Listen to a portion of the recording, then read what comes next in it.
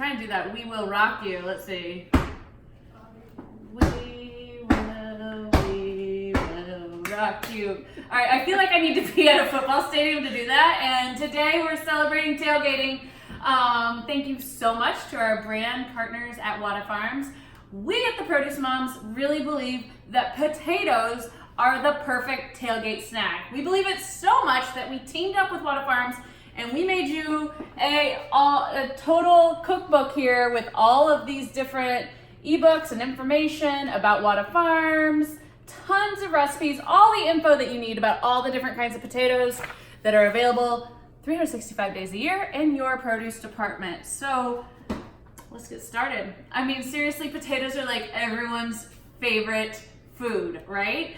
#1 vegetable in America for a good reason. They're delicious, they're nutritious, they're super affordable, they're so convenient, and I think today you're gonna just be blown away with how easy it is to make some potato dishes in advance for entertaining. And I love potatoes because really for me, when you're entertaining a crowd, it can get so expensive. This is such an affordable way to entertain folks. So with the theme of tailgating, we've got a couple ideas here that we're gonna show you. All right, so this here, let's start with these.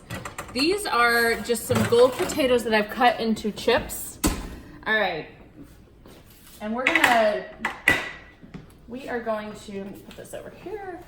I'm gonna show you what we're gonna top these with. This is just some gold potatoes that I cut about 1/4 inch, and I'll demo that in just a minute. I'm gonna add some cheese and I'm gonna add some chicken. I'm gonna pop them back into the oven to get them nice and melty. This is like a make-ahead nacho. And I know that might sound like an oxymoron for most of you because I know I'm not the only person that's like, you know, ordered a big thing of nachos or got nachos to go, and then by the time you get home, they're like soggy and it's so sad. And the reason that is because you're not using potatoes, you're probably just using chips, and these thicker cut potatoes are the perfect make-ahead nachos. So this is something you can totally make this in advance, assemble it at home. All right, and then this is just rotisserie chicken. Gotta love how easy that is, right? I always have one available in the home kitchen. You can use anything you want here though. Like if you're at one of those super elaborate tailgates and they've got, you know, pulled pork that's been smoking since the night before, like by all means, put that on your potato nachos. All right. So let's pop these in, get it nice and melty. Perfect. And then you'll see these have been cooking. I actually cooked these on 2 trays. I'm gonna need to use 2 hands on that. That's heavy. All right. So for those of you that tuned in to this is literally 10 pounds of potatoes that we cooked up. So for those of you that have tuned into our podcast with Frank Muir of the Idaho Potato Commission, this is a tribute to Frank because he said this during the podcast and I was like, oh my gosh, I can't believe I've never thought about that, but it's true. So what we're gonna do, I'm gonna show you how this works. So we've got some hot water here. I've got my cooler, because again, we're tailgating, right? All right, I'm going to pour some hot water into the cooler. All right.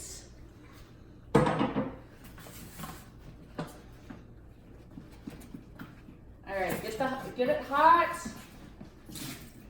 All right, this is a hot cooler now. It's been pre-treated, so to say, with some hot water. And then these hot potatoes, you guys, it's just like, they're just like coals. You just pop them in the cooler.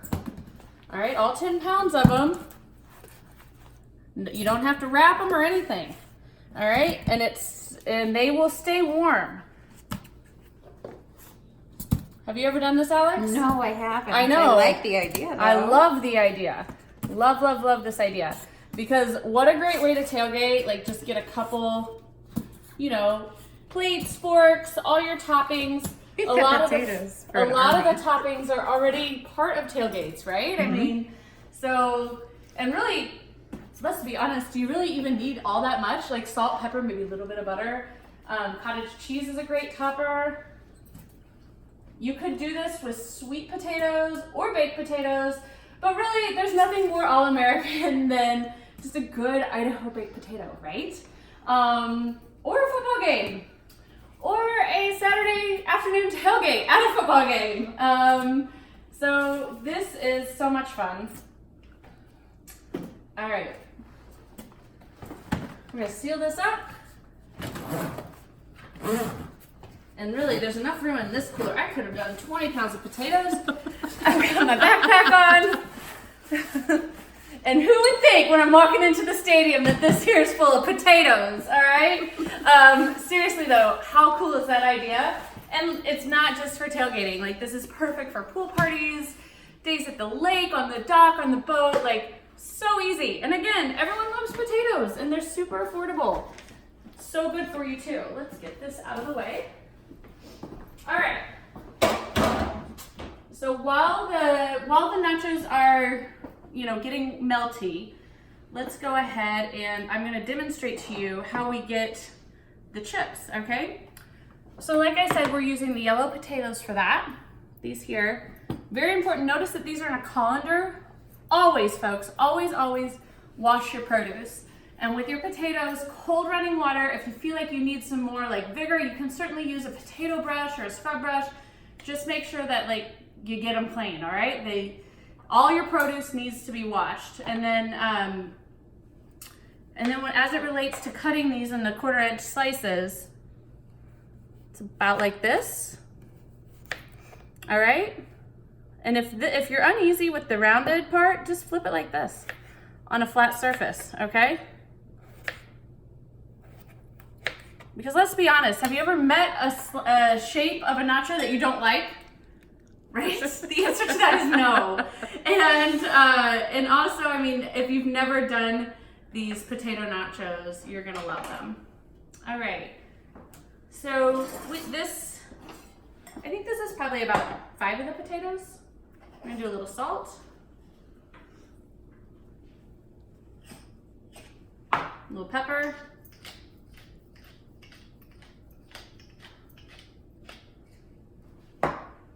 And we also have some taco seasoning. I'm gonna get a spoon of this. Mix this up. All right. That salt really helps pull some of the moisture out, so you'll get a crispier potato chip that again has that dense texture to it that's gonna allow you to actually make some nachos in advance for your tailgating. This is just a basic taco seasoning. You could certainly make your own, paprika, cumin, but I like to buy the packages at the store. Pretty convenient. All right. And then probably gonna need to add a little bit of oil here. This is avocado oil. You can use olive oil, you can use canola oil, really doesn't matter. We're not gonna be cooking them that high, about 350 degrees, so you can really use any oil at that temperature. All right, so those are getting nice and incorporated, and then we'll just take a clean baking sheet.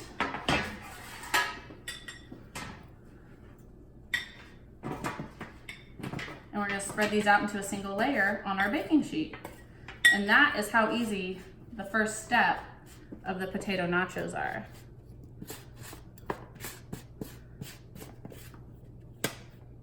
Okay, we are on our way. What's your favorite tailgate food, Alex? Oh, gosh, you put me on the spot. Hot dogs, probably. I know, right? There's something about going to a game and having a hot dog, but I'm telling you, this is gonna change your world right here. Oh, and look at how good that tray at the bottom looks. Yum. I know. All right, look at that.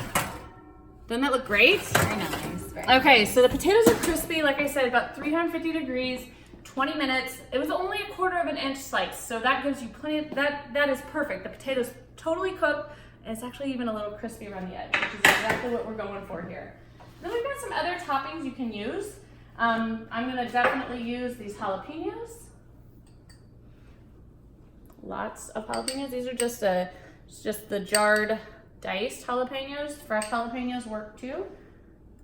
If you want just the jalapeno flavor, not a lot of the heat, do you know the trick? Remove the seeds and remove the ribs.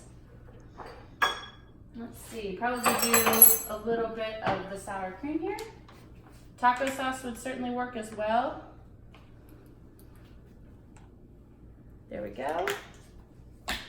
Of course, we gotta do some pico, get some more veggies on there. You'll see this pico has some diced jalapeno in it, cilantro, white onion, and fresh tomato.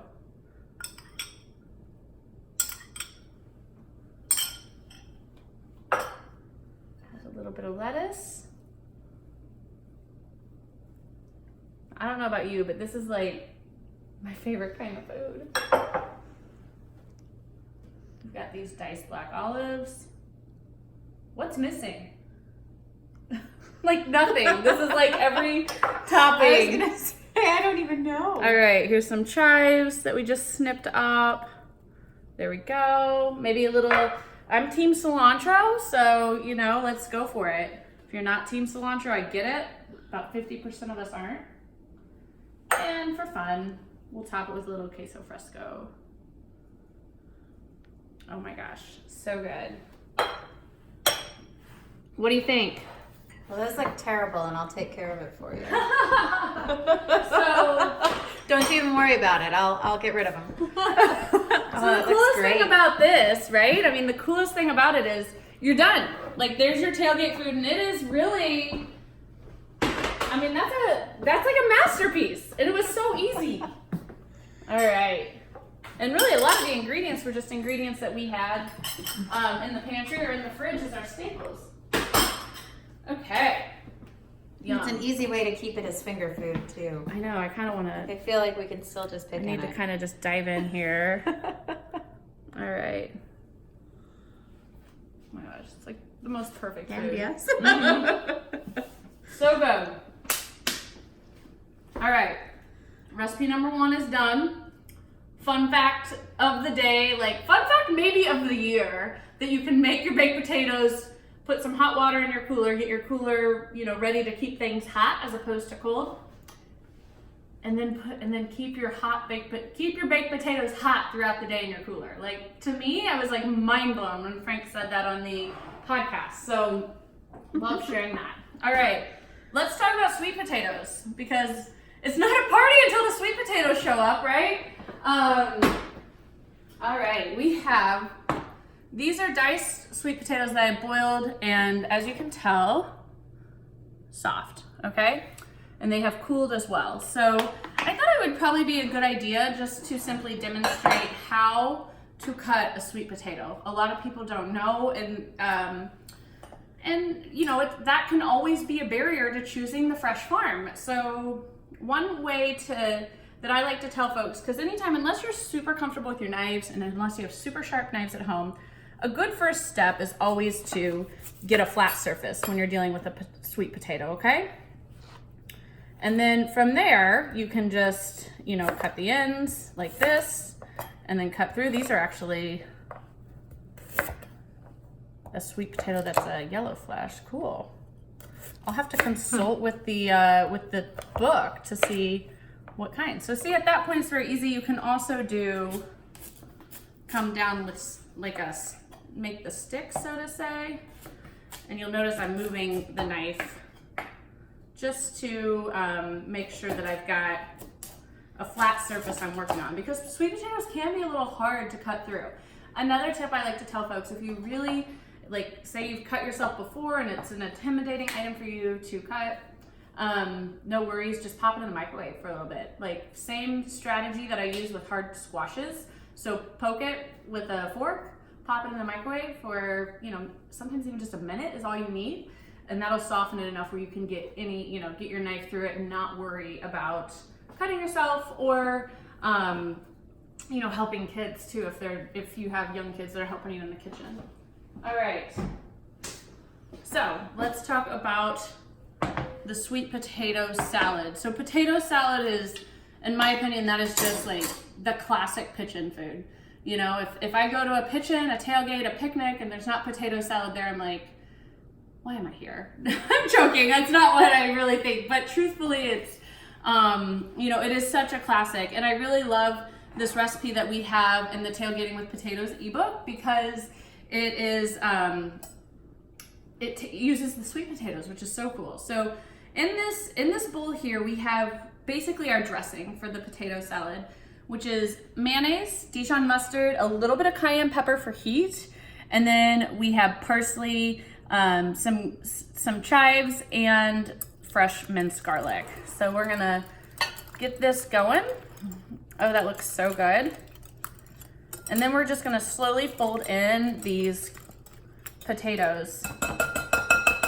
Now, if you feel like you want this to be thinner, if you want it to be more of a tangy flavor, a good option that I always tell folks, you can either add a squeeze of lemon juice here or just a splash of like apple cider vinegar. So we'll squeeze a little lemon juice in there. Seriously, that's about a tablespoon. It's not much at all, but it does add a lot of flavor. And I find that it helps me cut down the amount of added salt, which is always good too. Okay, so let's get a spatula here. And we are going to start. Now these are maybe, they're a little bit above room temperature. They're a little warm still. Kind of did that on purpose. I like to incorporate the potatoes when they are still a little warm, because I feel like as they cool, they just absorb more of that flavor of the dressing.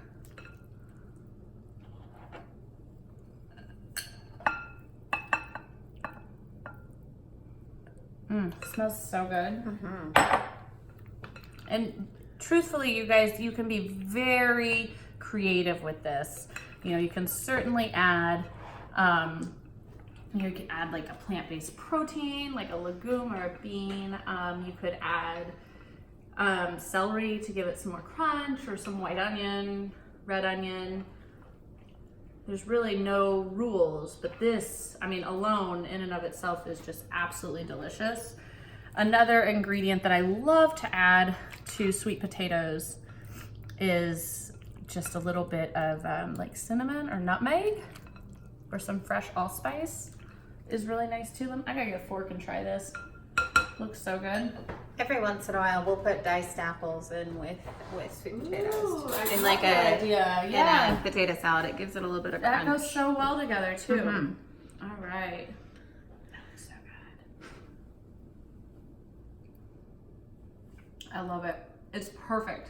Like absolutely perfect. I don't even need to season it. If I were to season it, I would probably only add just a little bit of fresh pepper. The cayenne gives it a little bit of heat, which is so nice. I'm gonna double dip.